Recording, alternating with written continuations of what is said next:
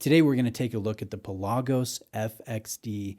This is a model that I have not seen in person, at least had some hands-on time to film, to wear, and to check out, and I've really looked forward to spending some time with this one. So I'm excited to show you this sport watch with grade 2 titanium, 200 meters of water resistance, a loomed ceramic bezel. There's a lot to enjoy about this diver. Thanks to Exquisite Timepieces for making this video possible.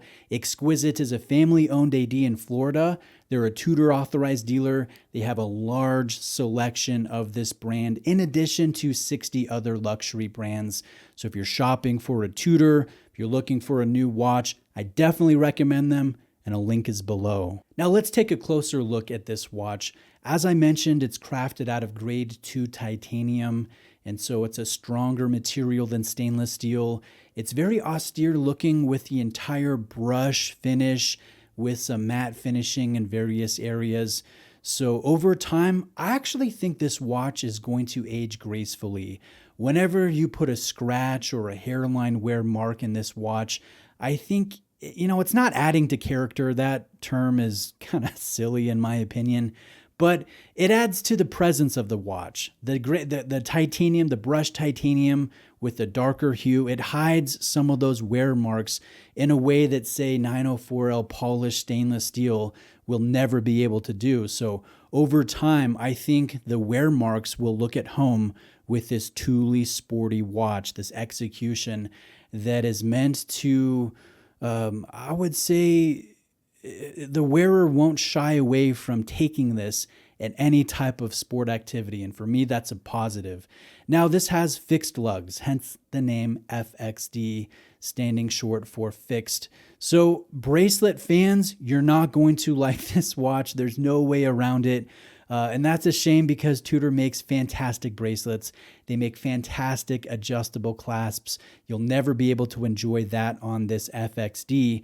But with this lug system, you will find it very easy to swap out straps. It's a very versatile design, and it's unique in the market. There are not a lot of luxury manufacturers. In fact, I can only think of one off the top of my head that does fixed lugs like this. So that is a point in the unique factor for the FXD. This watch has a flat sapphire crystal, and that's underrated for a Tudor because most Tudor, most Rolex, they don't have satisfying ARC or anti-reflective coatings on their sapphire crystals. This doesn't do a perfect job, but it does a very decent job at minimizing reflections and enhancing the total clarity when you look at the dial to gauge the time. So I would say that's a positive thing about this. I also love the matte ceramic bezel with the loomed indexing. The loom is so good. It's so satisfying. And for me, it's a driving factor for why you would want to purchase one of these FXD models. Now, I also enjoy the fact that the bezel is fully indexed. That is rather uncommon for a Rolex or Tudor product. It's not unheard of, but it's certainly outside the norm. I like the fact that this has that. Now, I also like the bezel action. It's so satisfying. Every click is distinctive. It's definitely one of the best in the business for sure. I think Rolex and Tudor have cornered the market on best bezel action at their respective prices. Now, this Tudor also has the snowflake hand design, which I will never understand the hate for that design. I think it's distinctive. I love how legible this is. I love just the look, how that ties in with the rectangular and square hour markers. So I love the hand design. I'm happy to see the snowflake hands here. I actually prefer snowflake hands to the Mercedes style hands that you would find on a Submariner or a Sea Dweller.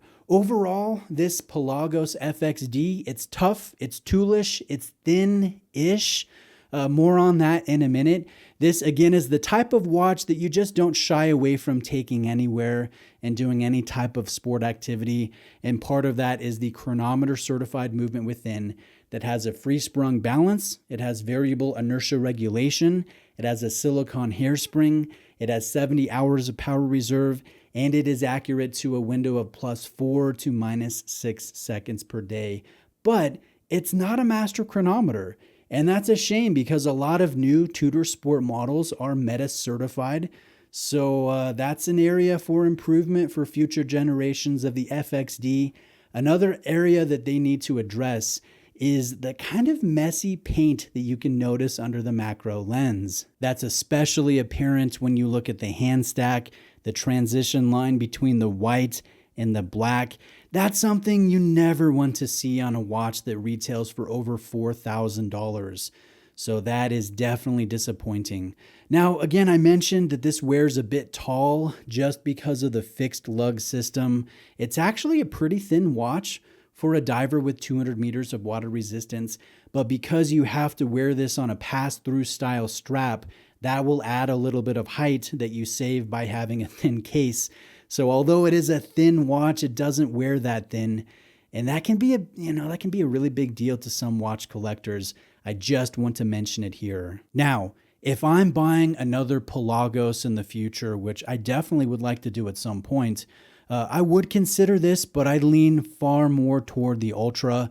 It's about the same size. It has a Meta certified movement. It has more water resistance. It has an additional strap from the factory, and it has one of the best bracelets and one of the best adjustable clasps that you can buy. So yes, it carries a premium of $1,650, at least as of the time of recording this video. I know Tudor is raising prices like every other luxury Swiss brand, but at least right now, I think that premium is worth it. I know not everybody will agree with me. I'm interested in hearing your opinion.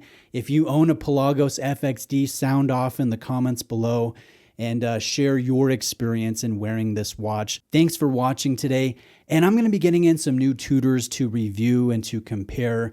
So if there's a specific combination you would like me to compare and contrast, shout that out below as well, and I'll do my best to oblige. That said, like this video if you got something from it, and please subscribe for more content like this. Thanks.